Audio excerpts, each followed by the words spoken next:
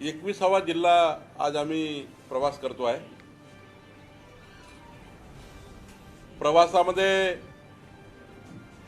भारतीय जनता पक्षाची संघटना अधिक मजबूत करणे, संघटनेमध्ये नवनवीन कार्यकर्त्यांना प्रवेश देणे आणि पुढच्या येणाऱ्या सर्व निवडणुकीमध्ये भिवंडी महानगरपालिका असेल, विधानसभा असेल, लोकसभा असेल, या सर्व निवडणुकीमध्ये भारतीय जनता पक्ष आणि शिवसेना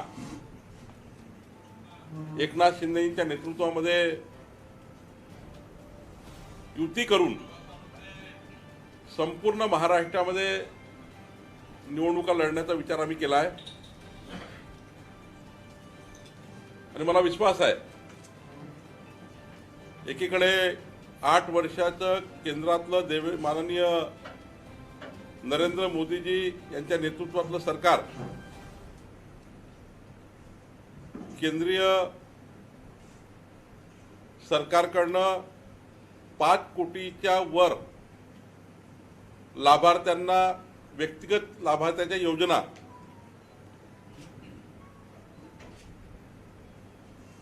मोठ्या प्रमाणावर केंद्र सरकारचं डेव्हलपमेंट आणि दुसरीकडे शिंदे फडणवीस सरकारची हाय स्पीड बुलेट ट्रेनचं काम, म्हणजे त्या सरकारचं जे काम आहे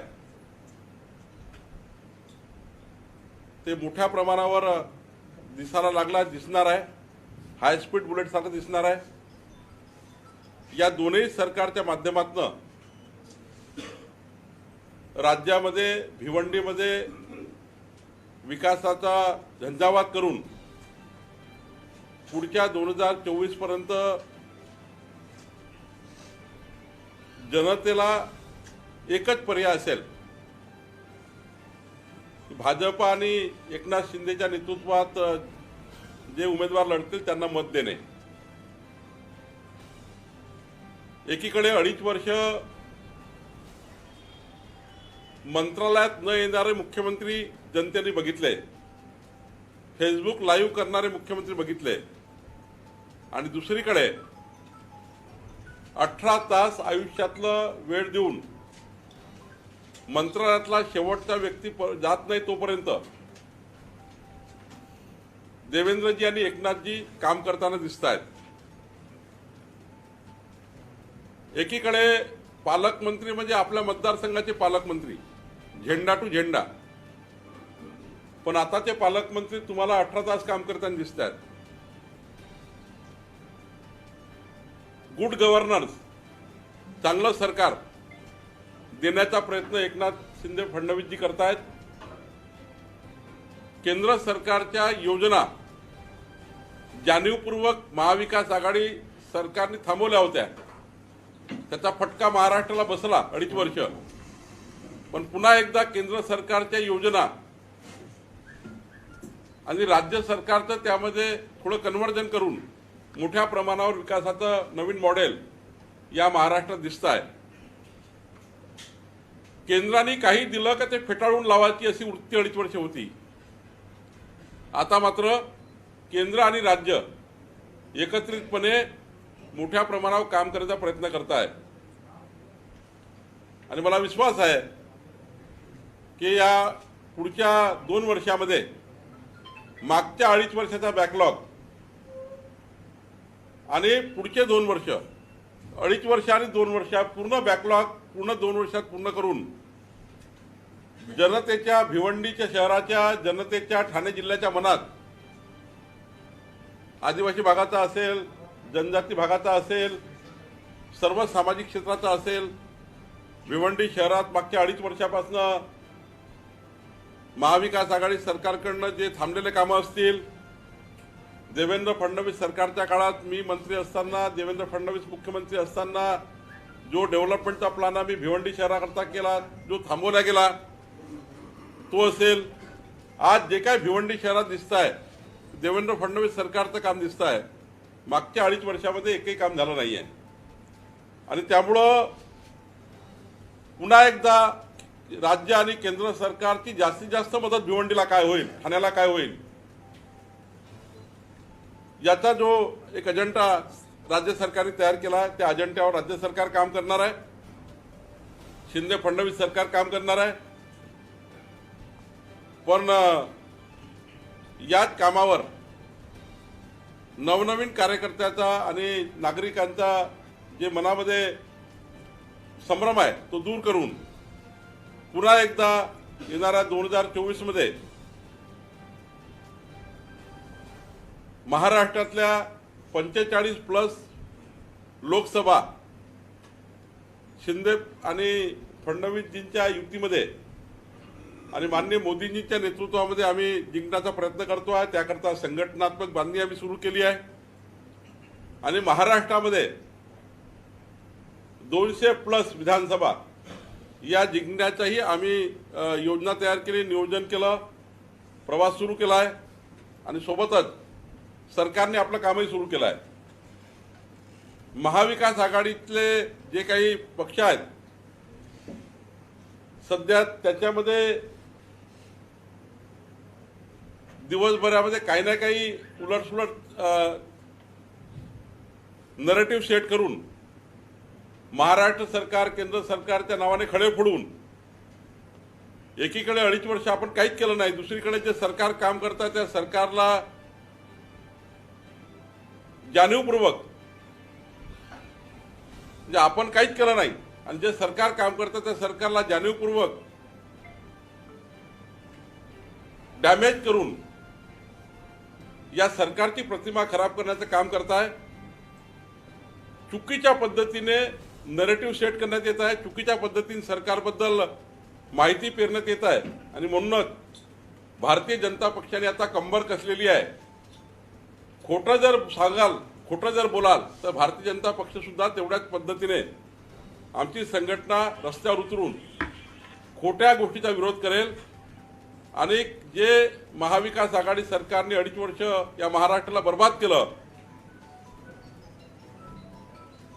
खरी बाजू लोकांसमोर मांडून आणि नवीन सरकारचं काम जनतेसमोर मांडून आमचा पक्ष, आमची संघटना आम्ही मजबूत करू, याकरता हा आमचा प्रवास आहे. माझ्या प्रवासामध्ये सर्व क्षेत्रामध्ये मी जाणार आहे. सामाजिक क्षेत्रामध्ये जाणार आहे. युवा भारतीय जनता पक्षातर्फे 18 ते 25 वयोगटाचे युवा वॉरियर्स, मोदीजी करता काम करणारे युवा वॉरियर्स आम्ही या ठिकाणी आज तयार करणार आहोत. नवमतदारांचा संपर्क या माध्यमातून होणार आहे. धन्यवाद मोदीजी असा एक उपक्रम आहे. 5 कोटीच्या वर जनतेला जर मोदींच्या नेतृत्वात अनेक योजना मिळाल्या, मग ते किसान प्रधानमंत्री किसान योजनेचे 6,000 रुपये असो, प्रधानमंत्री आवास योजनेचे मोठ्या प्रमाणावर घरं असतील,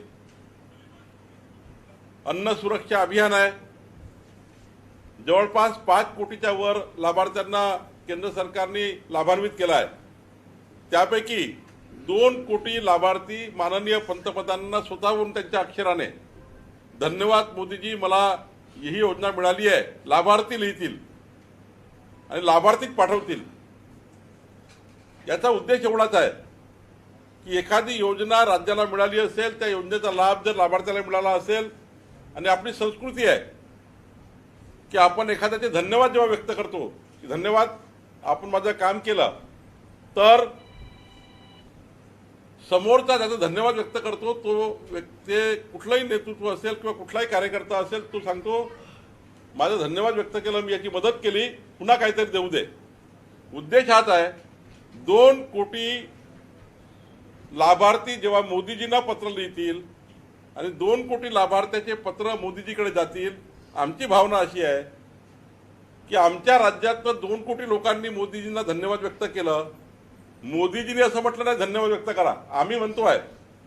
त्यातनं आम्हाला भावना अशी आहे की देवेंद्रजी आणि एकनाथजी जेव्हा जातील मोदीजींकडे, तेव्हा माननीय मोदीजी त्यांना नक्की सांगतील की 2 कोटी लोकांनी तुमच्या राज्यातल्या पत्र लिहिलेले आहेत, पत्र पाठवलेले आहेत, राज्याला अजून काय गरज आहे, भावना व्यक्त होतं. आणि आमचा विचार आहे की या धन्यवाद मोदीजी अभियानातनं राज्याला मोठ्या प्रमाणावर केंद्राची एखादी नवीन मोठी योजना मिळेल, ज्यातनं या राज्याचा फायदा होईल. धन्यवाद मोदींचा उद्देश असा आहे की राज्याला अजून मदत केंद्राची मिळावी, 50-60 हजार 1 लाख कोटीचं काहीतरी अजून नवीन पॅकेज मिळावं, जेणेकरून राज्य आमचं मजबूत होईल, राज्याला मदत मिळेल. राज्याची जनता धन्यवाद व्यक्त करताय, याचा अर्थ राज्याला काही दिलं पाहिजे ही भावना यातनं तयार करायची आहे. आणि म्हणून याकरता आम्ही धन्यवाद मोदीजी या कार्यक्रमातनं 15 नोव्हेंबरला बिरसा मुंडा जयंतीच्या दिवशी 15 नोव्हेंबरला पहिल्या टप्प्यात 15 लक्ष पत्र मोदीजींना जाणार आहेत. आणि त्याची योजना सुद्धा भिवंडीमध्ये आम्ही करणार आहोत. निश्चितपणे या दिवसभराच्या एक 12 तासाच्या 14 तासाच्या प्रवासामध्ये भिवंडीतल्या प्रत्येक घटकापर्यंत आम्ही जाऊ, समाजातले प्रश्नही ऐकू, राजकीय दृष्ट्याही काही त्या ठिकाणी परिस्थिती असेल ती बघू, आणि डेव्हलपमेंटची काय परिस्थिती आहे भिवंडीची ती बघू. आणि जे काही प्रश्न माझ्यासमोर उपस्थित होतील ते राज्य सरकारच्या अखत्यारीत असतील तर राज्य सरकारकडे पाठवू, आणि केंद्र सरकारच्या अखत्यारीत असेल तर केंद्र सरकारकडे पाठवू. पण राज्याचा भारतीय जनता पक्षाचा अध्यक्ष म्हणून जी काही मदत भिवंडी शहराला करता येईल तेवढी नक्की करण्याचा मी प्रयत्न करणार आहे. भिवंडी शहरात अनेक प्रश्न असतील, पाणी असेल, त्यासोबत रस्ते असतील, प्रामुख्याने ते उद्भवतात. त्याच्यावरती कशा प्रकारे तुम्ही लक्ष देणार आहे? आणि येणारी निवडणूक पाहता ज्या निवडणूक क्षेत्रांमध्ये भाजपचा उमेदवार नाही त्या ठिकाणी आपलं लक्ष केंद्रित असणार आहे का? नक्कीच देवेंद्र फडणवीस सरकारच्या काळात जे कामं, रस्त्याचे कामं, दिवाणी न्यायालय असेल, पोलीसची बांधकाम इमारत असेल, अनेक कामं आहे मागच्या अनेक वर्षापासून प्रलंबित होते, फडणवीस सरकारने केले. अनेक रस्ते असे आहेत ज्याला मागच्या सरकारने स्टे दिला. जवळपास सांगतील आपले इथले लोकल आमचे अध्यक्ष शेट्टीजी सांगतील, आमचे आमदार सांगतील, माझी माहिती आहे की जसं सरकार बदललं फडणवीसांचं तसं जो भिवंडी शहराचा प्लॅन केला होता डेव्हलपमेंटचा, जवळपास 22-24 रस्त्यांना स्थगिती दिली, जे महत्त्वाचे रस्ते होते. पिण्याच्या पाण्याच्या योजनेला स्थगिती दिली. तर पुन्हा आज मी जिल्हाध्यक्ष आणि सर्वांकडून एक नोट बनवणार आहे आणि माननीय देवेंद्रजीकडे, माननीय एकनाथजीकडे सांगणार आहे की याची एक वेगळी बैठक लावा भिवंडी शहराची. शेवटी राजकारण होईल, त्या ठिकाणी निवडणुका होतील, पण भिवंडी शहराचे जे कामं थांबवले गेले 2.5 वर्षात ते कामं सुरू केले पाहिजे. राहिला प्रश्न निवडणुकीचा, आम्हाला विश्वास आहे की नवीन सरकारवर जनतेचा विश्वास आहे.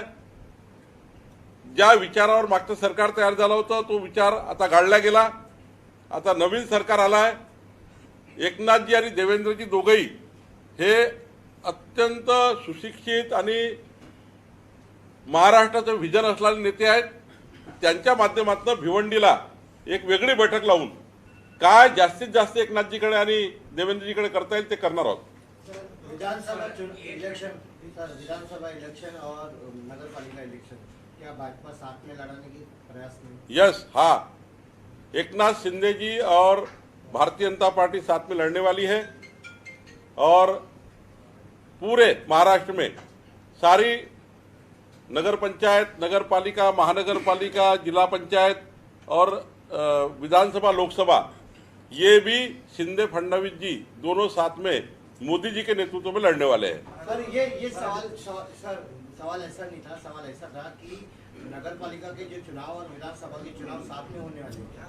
नहीं, इसका कैसा साथ में हो सकते हैं ये चुनाव? ये सवाल भी गलत है, क्योंकि नगर पालिका ये स्थानिक स्वराज्य संस्था के राज्य सरकार के अधिकार में चुनाव आते हैं और election commission of India Lok Sabha और विधानसभा चुनाव लेती है. विधानसभा आणि लोकसभेची निवडणूक आहे, त्याच्यावरती भाजपची रणनीती भिवंडी शहरात पाहायला मिळाली. सर्वेकडेच मिळणार. संपूर्ण महाराष्ट्रात आपल्याला प्रचंड म्हणजे महाविकास आघाडीच्या नेते जे आहेत यामध्ये माझा तर 2024 मध्ये तुम्ही मला जेव्हा भेटाल तेव्हा इतकी गडबड होणार आहे. अनेक प्रवेशाचे बॉम्बस्फोट होतील, अनेक प्रवेश तुम्हाला आश्चर्यचकित करून जातील आणि अनेक लोक असे दिसतील तुम्हाला की आता त्यांना पर्याय उरणार नाही.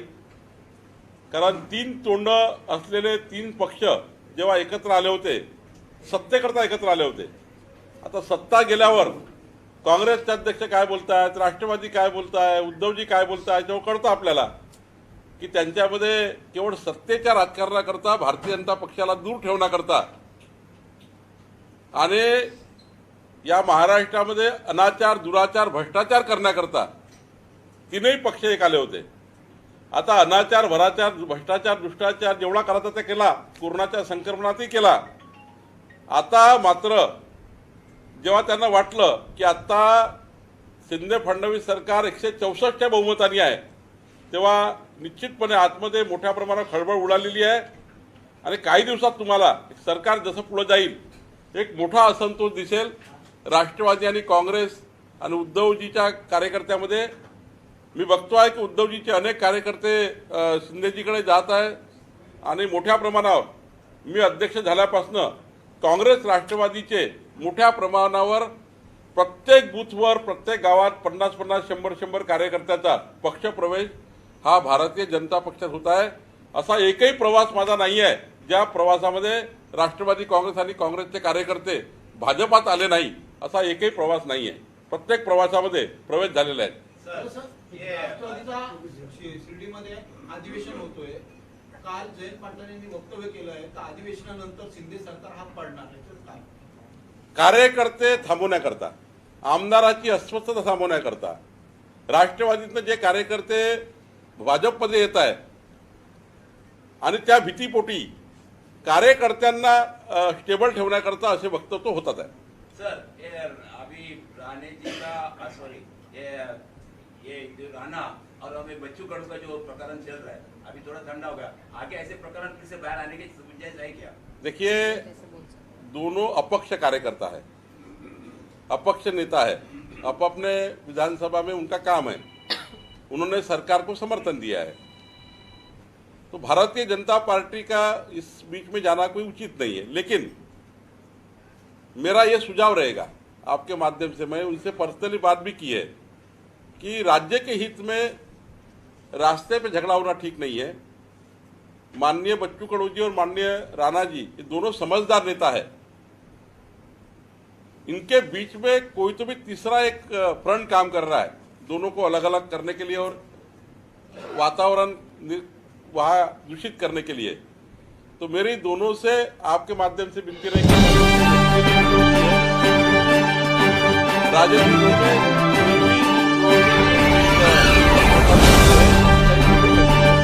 मुझे लगता है राणा जी समझदार नेता है.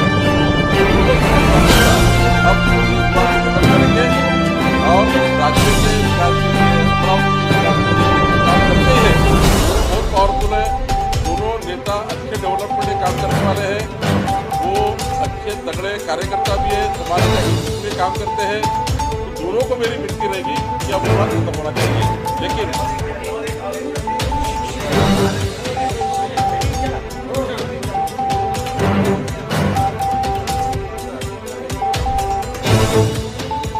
काय की आता त्यांनी काय केलं यामध्ये त्याचा काही संबंध नाही.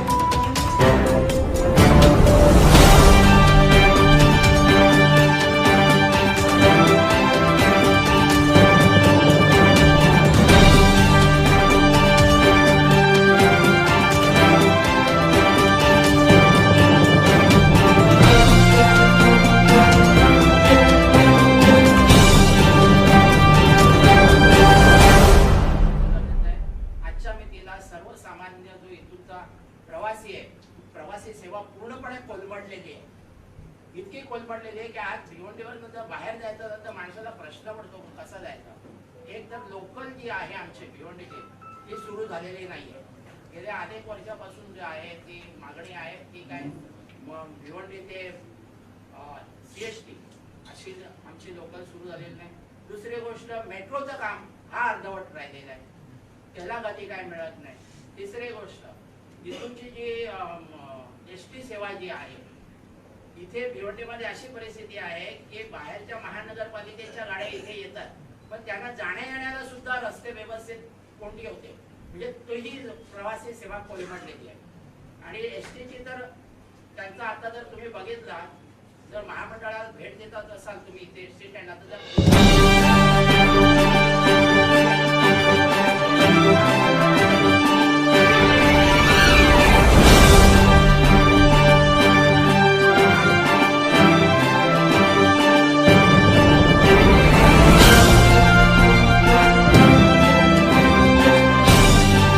पाच पहिले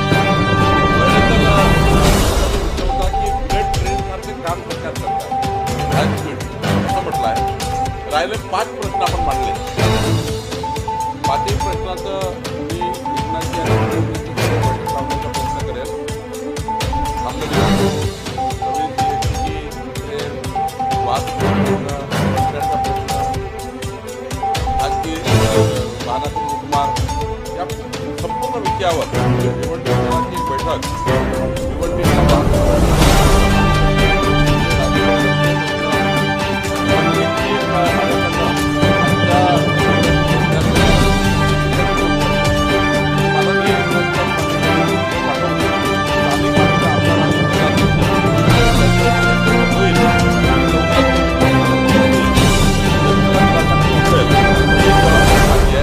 निश्चितपणे याची योग्य शिफारस आणि लवकरात लवकर काय करता येईल निश्चित तुमच्या प्रश्नाला वाचा फोडण्याचा प्रयत्न करणार आहे.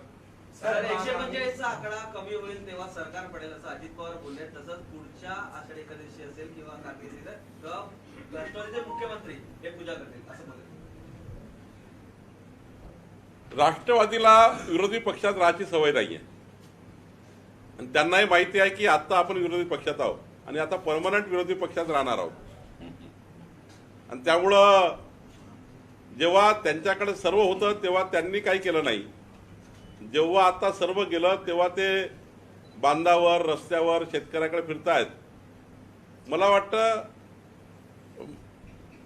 थोडं सत्ता गेल्यानंतरचं जे दुःख असतं ते दुःख अशा बोलण्यातनं काढणे कार्यकर्ते राष्ट्रवादी बोलले, त्यांना थांबवणे आणि आपण कधी सत्तेमध्ये येणार नाही असे वक्तव्य करून आपला विजयाचा संदेश देऊन मनाला समाधान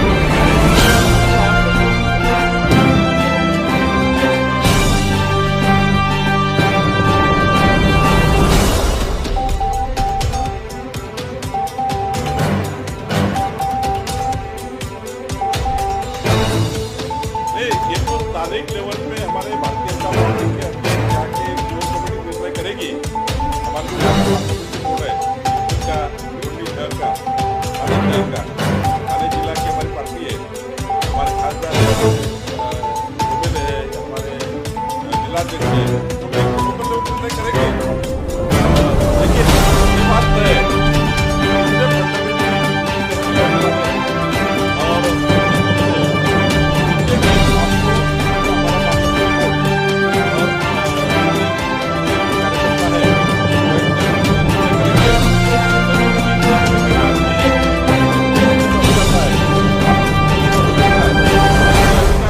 स्थानिक लेवल पर है.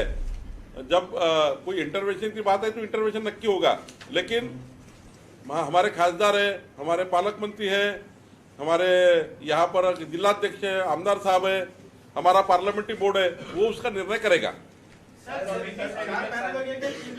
अभी तक साहब ऐसा देखा गया है कि जहां भाजपा का मैंने कहा कि चुनाव महानगर पालिका चुनाव में हमारा स्थानिक नेतृत्व जो एक पार्लियामेंट्री बोर्ड होता है हर जिले का एक कोर कमेटी होती है वो निर्णय करती है. लेकिन राज्य से यही निर्णय है शिंदे फडणवीस जी के नेतृत्व में भाजपा और शिवसेना की युति होगी. भिवंडी में साहब जहां भाजपा का वर्चस्व रहता है क्षेत्र में उसको हमेशा दूसरे को दे दिया जाता है. वैसा नहीं होगा. वहां नहीं लड़ती चुनाव. वैसा नहीं होगा. पर आपका स्पष्टीकरण जहाँ पे हम जीत रहे हैं हमारा कार्यकर्ता जीत रहा है. हमारा ये जहाँ पे हम जीत रहे हैं जहाँ पे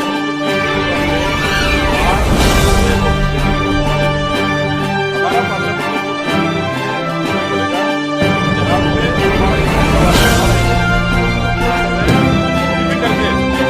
पार्लियामेंट महानगर पालिका में भारतीय जनता पार्टी शिवसेना एकनाथ शिंदे जी के नेतृत्व में ये बैठेगी और इसके ये पूरा भिवंडी का विकास का लागू कराएगी, जो काम बचे हुए वो भी करेगी और भिवंडी की जनता इस बार हमारा युक्ति का ही महापुरुष उठाएगी।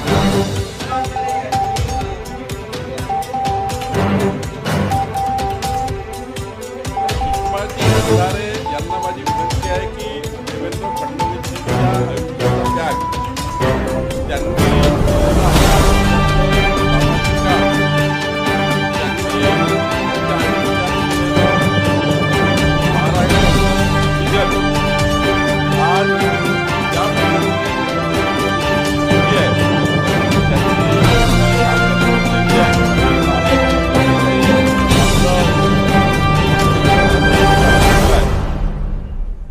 सुषमा अंधारेजींनी टीका करताना त्यांची उंची दुसऱ्याची उंची बघायला पाहिजे की देवेंद्र फडणवीसची उंची काय आहे, आपली उंची काय आहे, आणि त्यामुळं असा विचार करून आपण कुणावर बोललं पाहिजे।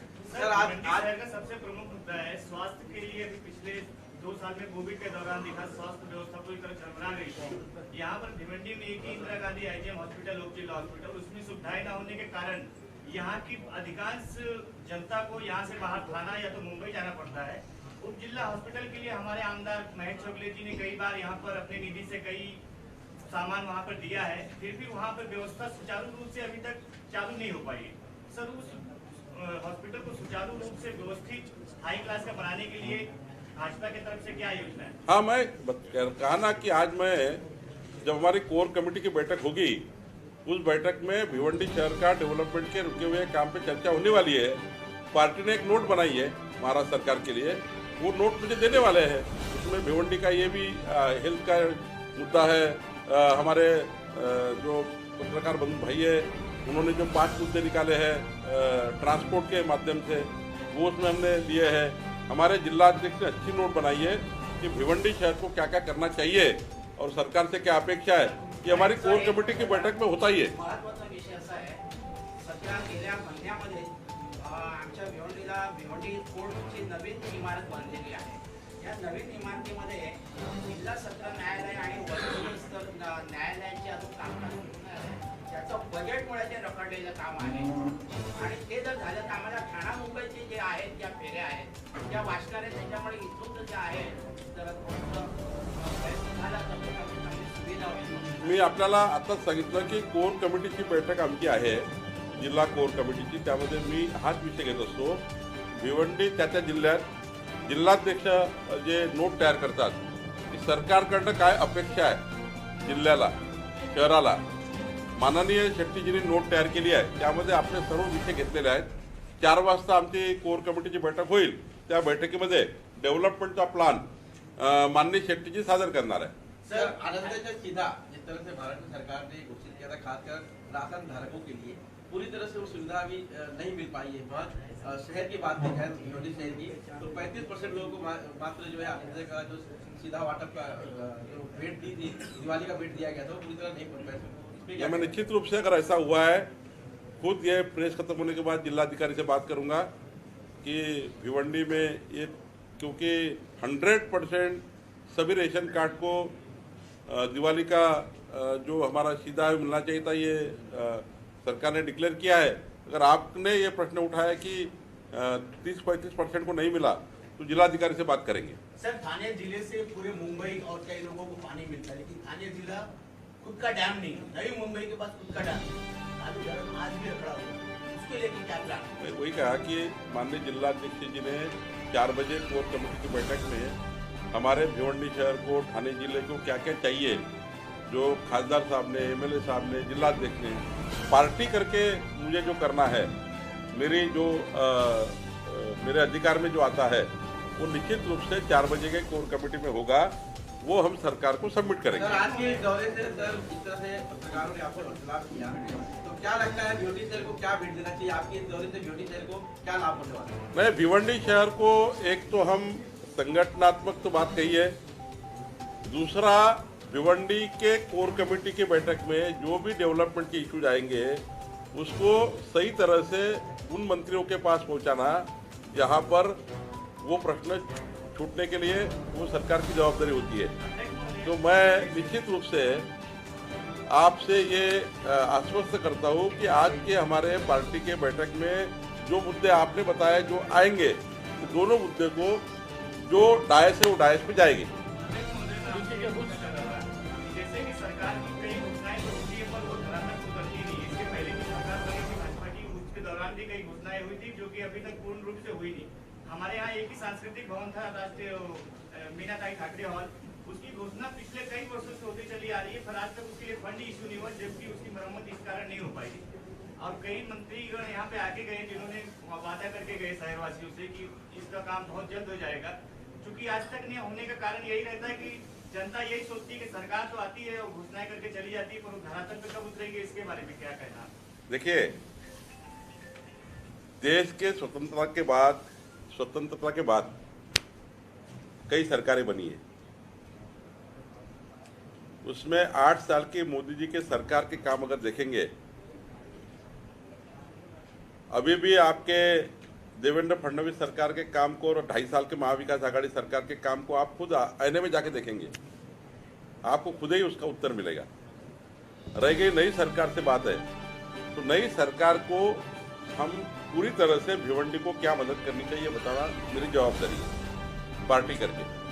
और रह गई बात सरकार के डेवलपमेंट की, तो मैं दावे के साथ कह सकता हूँ, मैं खुद जब मैं बिजली मंत्री था 5 साल, भिवंडी के पावर लूम से लेके भिवंडी की बिजली की समस्या, आप 2014 की बात करें और 14 के सारे रिकॉर्ड निकालिए बिजली के, और 2019 की बात करें भिवंडी के बिजली की, तो आपको 5 साल में सबसे बड़ी समस्या थी बिजली की भिवंडी की। वो समस्या को ईमानदारी से दूर करने का काम फडणवीस सरकार ने किया। उसके बाद आपको पूरी ताकत से पावर लूम को मजबूत करने का काम हमने किया, पावर लूम को सब्सिडी देने का काम हमने किया। तो 2.5 साल कंपेयर करेंगे तो 2.5 साल से हमको कंपेयर मत करिए। अब जो सरकार है वो हाई स्पीड सरकार है।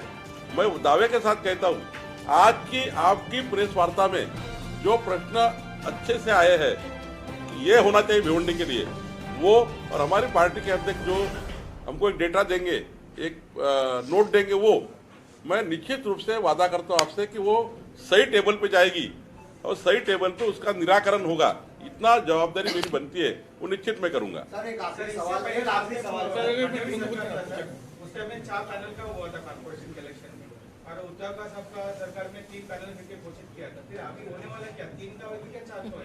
देखिए, ये सुप्रीम कोर्ट में है और सुप्रीम कोर्ट जो निर्णय देगा होगा, क्योंकि महाविकास आघाड़ी सरकार ने गलती की। 2011 के सेंसस चल रहा है, 21 का सेंसस आया नहीं। 2011 को सेंसस को देख के जो वार्ड रचना होती है, महाविकास आघाड़ी सरकार ने गलती की कि खुद ही अपनी तरफ से सीटें बढ़ा दी। सेंसस के ऊपर सीटें बढ़ती है, तो नया सेंसस आएगा तब सीटें बढ़ेगी। तो गलती महाविकास आघाड़ी सरकार ने की, इस वजह से कोर्ट में केस चल रही है। वो केस जब निकाल होगा तब 4 का होगा, 3 का होगा, जो होगा। लेकिन महाविकास आघाड़ी सरकार की गलतियों से चुनाव लेट हो रहा है, क्योंकि उन्होंने छेड़छाड़ की है सेंसस के साथ। 2011 के सेंसस से जो 4 का जो प्रभाग हुआ था, वो प्रभाग 2011 के सेंसस के ऊपर डिपेंड था। नए सेंसस का वेट करना था, उन्होंने वेट नहीं किया, खुद ही सीटें बढ़ा दी, कारपोरेटर की संख्या बढ़ा दी। संख्या बढ़ाने का अधिकार ही नहीं है। संख्या बढ़ाने का अधिकार कब आता है कि 2021 की जनगणना होने के बाद। तो वो जो गलतियां की महाविकास आघाड़ी सरकार ने अपने राजनीतिक फायदे के लिए, नगर सेवक की संख्या बढ़ा दी, उधर प्रभाग को अपने पॉलिटिकल देखा, 3 का होगा तो हमें जीत जाएंगे, 2 का होगा तो हम ऐसा करेंगे। वो सारी गलतियां कोर्ट में गई है, इसलिए चुनाव लेट हो रहे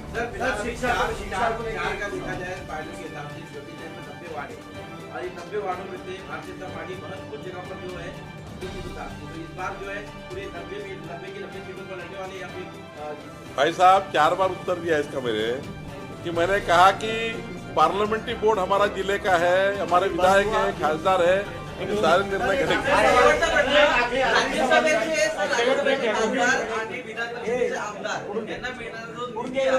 जो आता महाराष्ट्रातील ज्या ठिकाणी भाजपाचं प्राबल्य नाही त्या मतदारसंघामध्ये खर्च करणार आहे अशासाठी समिती देखील नेमलेली आहे. विधान परिषदेमध्ये राज्यसभेमध्ये जे खासदार असतात ते खासदार राज्याला कुठेही पैसे देऊ शकतात आणि त्यामुळं भारतीय जनता पक्षाने असं ठरवलं आहे की ज्या ठिकाणी अजून विकास पोहोचला नाही, ज्या आदिवासी भागात अजूनही डेव्हलपमेंटचे काम बाकी आहे, तर आमदार आणि खासदार राज्यसभेचे यांनी भारतीय जनता पक्षाने एक विचार केला आहे की ज्या आदिवासी भागात, ज्या मागासवर्गीय भागात आमदार फंड पोहोचला नाही, ज्या भागात आमदार निवडून येतो त्याच भागात काम करतो, पण मला राज्यात कुठेही पैसे देता येतं, का नाही मी शहापूरला दिले पाहिजे, का नाही मी भिवंडीत दिले पाहिजे. तर राज्यातल्या सर्व आमदार खासदार, राज्यसभा आणि विधान परिषद यांचा एकत्रित फंड आम्ही ज्या ठिकाणी डेव्हलपमेंटची गरज आहे त्या ठिकाणी देणार, सर्व राज्याचा प्लान तयार करणार. शिक्षा भिवंडी के जो विद्यार्थी है उनका जो शिक्षा का जो विषय है काफी अंधेरे में. भिवंडी महानगर पालिका की स्कूलें है उसकी जो अवस्था है, एक मिनट, अवस्था है काफी निम्न है और कई कई स्कूलों में जो मतलब लोकाधार की इमारत है, कई स्कूलों में मतलब कहीं पर चटाई की व्यवस्था है, मतलब इस तरह से है कि काफी निंदनीय है. शिक्षा पे सरकार ने जरा गौर करना है. मैं आमदार साहब को कहूंगा कि जहाँ पे शिक्षा की व्यवस्था नहीं है वो सारी नोट बना के हमारे शिक्षा मंत्री की एक बैठक लगाएंगे, निश्चित रूप से उसका विचार होगा. सर, कर्नाटक और भारत सीमा विवाद चल रहा है, इसकी मीटिंग होने वाली है, क्या उसका आगे का? देखिए, जब घोषणा हुई है तो मीटिंग भी होगी.